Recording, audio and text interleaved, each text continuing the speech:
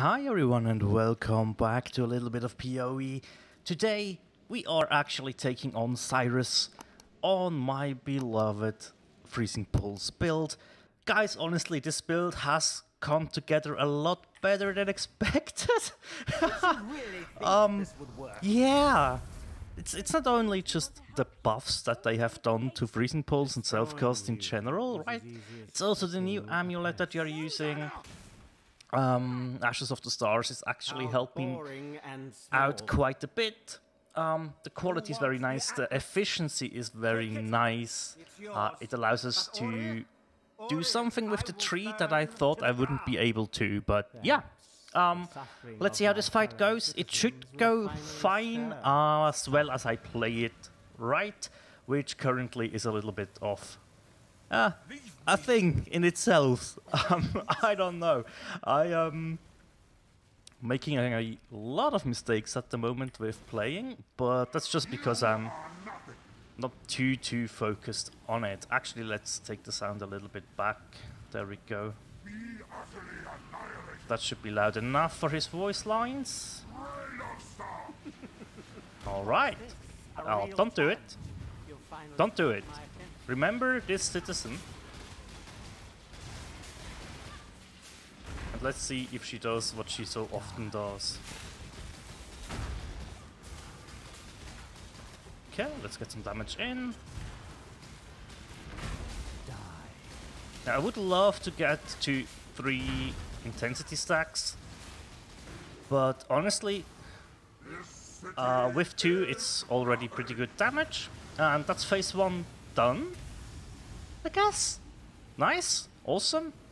The one problem that this fight has are our golems though. These guys love to run into storms and stuff, and whenever one of them dies, that leaves us with less buffs for 4 seconds until they are resummoned, right? Whoa, let's just dash through that actually.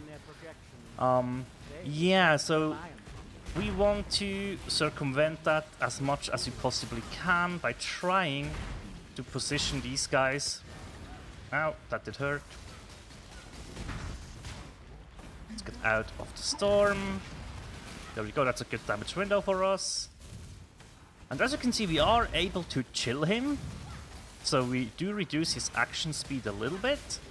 Yeah, we are not full freezing him, but that was not my expectation at all. Like, I'm glad that we can chill him and slow him down a little bit. That's just... it's a huge buff to our defensive layers. So I personally really do enjoy that. And yeah, other than that, the fight is pretty straightforward as a self-caster.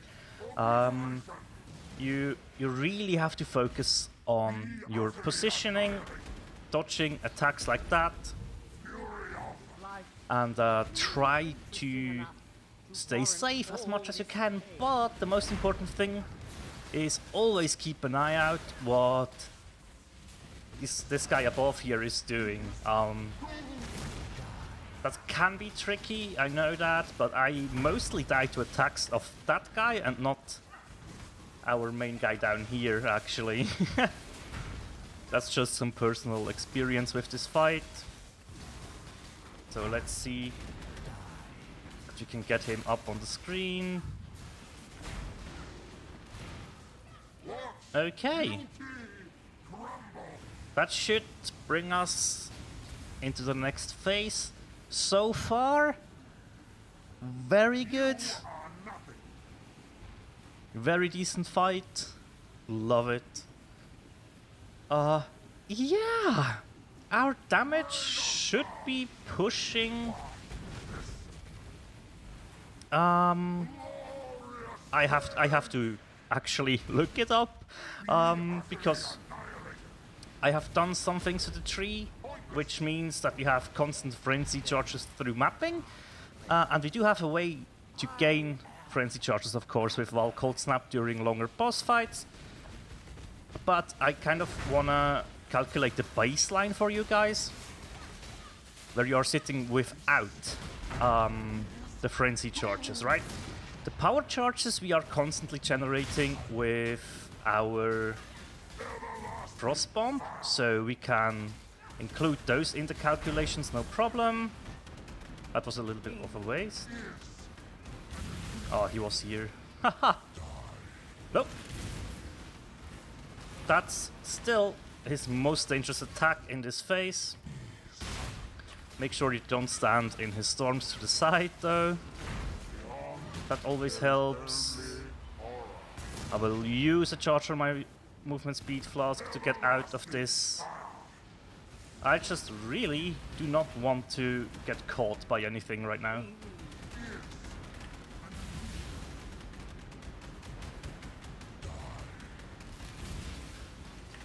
Make sure Sniper's Mark is up, actually. There we go. Those were some nice chills. We can get clipped by that once, as you saw there. That's fine by me. Everlasting. Let's get rid of the ES and get some damage in.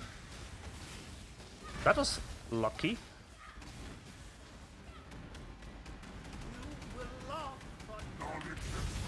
Whew. Okay, get some damage in again. Dodge out of the way of that attack. Try to get some damage in. And dodge out of the meteor. So far we are actually doing very, very well. I haven't had too much practice.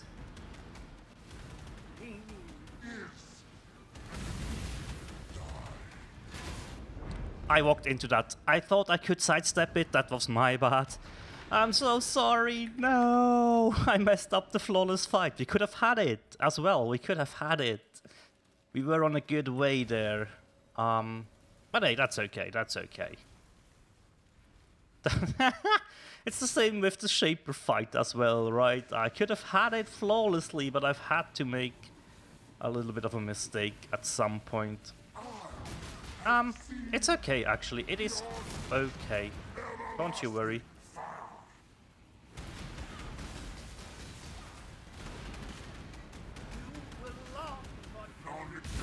Oh boy. Yeah, as soon as I got clipped by that, I knew. That's my bad as well. I should have just walked out. That was totally my bad. Oh man, why do I do such things? I should have just honestly dodged it. Oh well. Let's make sure the rest of this fight goes clean. Feel the thrill of the okay. We did get clipped again. We did get clipped again, but see. There we go. We could have had this flawless. I'm so sorry. Oh man. That really is now... Ah. I hate it. I hate it. If only I could have delivered this one flawless. But it was pretty cool. It was a pretty cool fight, not gonna lie. If you have some Hands of the High Templar, right? You know what that means. But yeah, I mean, for the damage, I'm very okay with the damage. If I just would have played this better, I would have been safe. Honestly, that was so my bad. Oh well. Oh well. We want to have 4 sockets on this and a white socket. A second white, a third white socket, a 4th white socket. Ah, cast speed. And we bricked it. Oh well, it happens, it happens. As you can see, 12x, 640 chaos. We have recovered some currency, mostly by bulk selling stuff that we had lying around that we were not using, which is fairly nice as well. So yeah, that's for the Sirus fight. I have tried to do an Uber Elder and failed because I haven't done the fight in a while, and it can be quite hectic and stuff, so I will work on that. We have a shape already, basically. Yeah, so I will sit down and go through Path of Building, make sure I have a leveling tree for this. So if you want to go for this build, you have a good Path of Building to follow. We changed up a little bit of stuff. We got rid of these nodes over here, and instead we did grab a Herald buff effect over here, as well as the mastery that we have beforehand, right? We also did grab our Cold Mastery to gain a Frenzy Charge when you shatter an enemy, well, 25% chance. So while mapping, you constantly have Frenzy Charges, which feels really, really nice. And we now have a dual stat Watcher's Eye, which gives us 10% pen on crit strikes while affected by Zealotry, as well as Arcane Search when you create Consecrated Ground while affected by Zealotry. And since Zealotry itself has a chance to create Consecrated Ground, that goes hand in hand, right? We don't have any other way with using the Katarina helmet of proccing Arcane Search.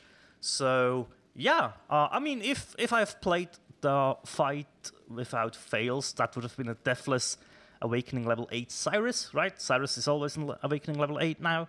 So that makes me honestly feel good about the build.